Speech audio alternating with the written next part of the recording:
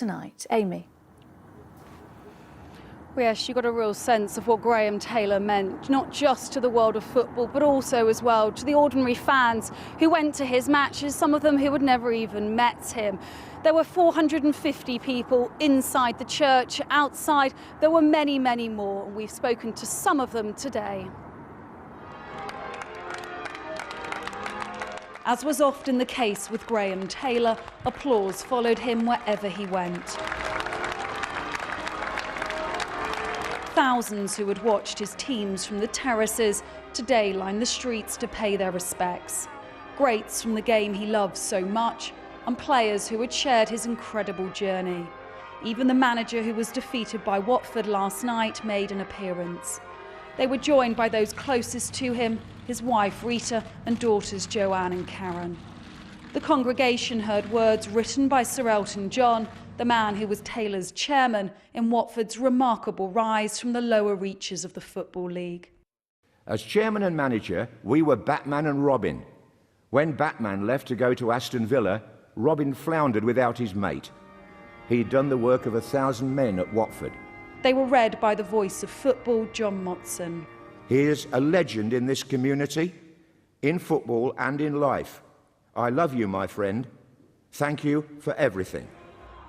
Among the congregation was John Barnes, who was managed by Taylor at Watford and with England. Not only did Graham Taylor give me my start in football as a 17-year-old, but the player I became, and in many respects the person I became, was in no small part down to him. He taught us about humility, taught us about integrity, and as a 23-year-old going into Liverpool, I don't think I could have wished for a better start than the one I had here with him. Taylor took the club from the bottom tier to the top flight in just 5 years. He also led them into Europe and to an FA Cup final. One of the players who shared that journey was Luther Blissett. What made Graham Taylor special? I think his understanding of people, his understanding of personnel, because his thing was, yes, you accept that all footballers have got a degree of ability from whatever width and breadth it comes from, but he wanted to understand you as a person. Taylor went on to become the England manager but couldn't replicate what he'd achieved domestically at an international level. He resigned after his side failed to qualify for the 1994 World Cup. Just saying to your colleague, referee's got me the sack. Thank him ever so much for that. Taylor returned to Vicarage Road and was just as successful second time round, leading Watford to the Premier League for the first time. Blissett believes the club is still benefiting today from Taylor's tenure.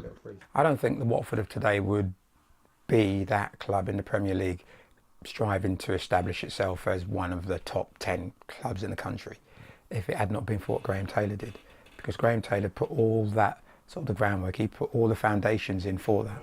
And today the supporters came out in their thousands to show their gratitude. Absolutely devastating day when he left us.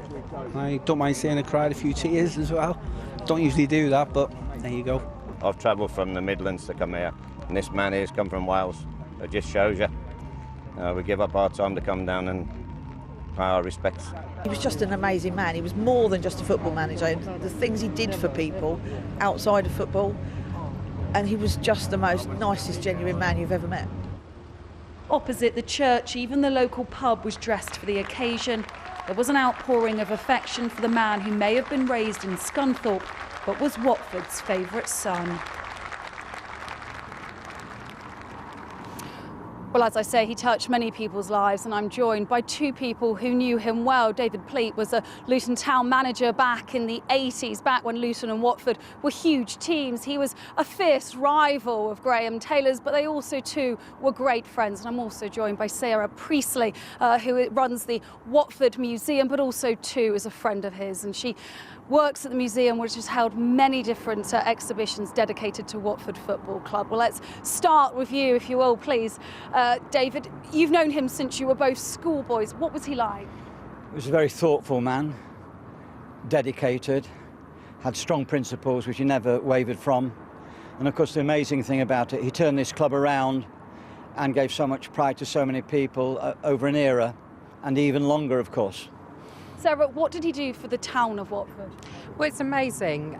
The legacy is fantastic. I come to the football, sit in the family stand with my own daughter. He made it safe for women, for children, for everyone from every background. And the whole town's been mourning. He really loved us. He shaped the town. He did so much. Just everything that we're connected up with the football club, the council, all of these different people have all come together today. It's been very special. You were fierce rivals back in the 80s. What was it like being a rival of his, and what did he bring to the footballing world? Well, we got accused of a word called sycophantic, because we were always kind of praising each other, but that was to take some of the hostility out of the rivalry.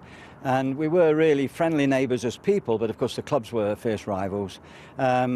But over a period of time we had some wonderful duels with Watford. They played a different style. He was a wonderful coach, Graham Taylor, of his style of play. Very difficult to play against. And he did marvellously well. And we respected him tremendously, as all people in football, has been shown today, did do. So you obviously knew him from a professional capacity through the museum, but Yes. personally as well, you did get to know him.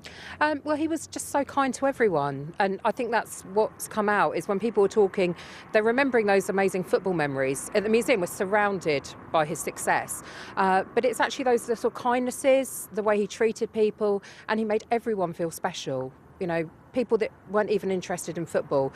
He really cared about people. What have we lost through his death? I think first of all you've got to think of his family and friends and how much of a shock it is for everyone. But I think in some ways we haven't lost because we've just been so lucky to have Graham Taylor. And how will you remember him? Well, I think that any manager who survives a long period has to have a good family. And I think his family and his parents will be most proud of Graham because he really did well at what he did. He was a very quiet man, very successful, very proud. We just lost a good football man, in inverted commas, a top person.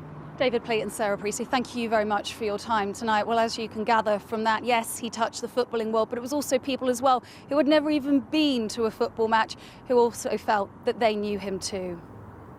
All right, for now, Amy, thank you.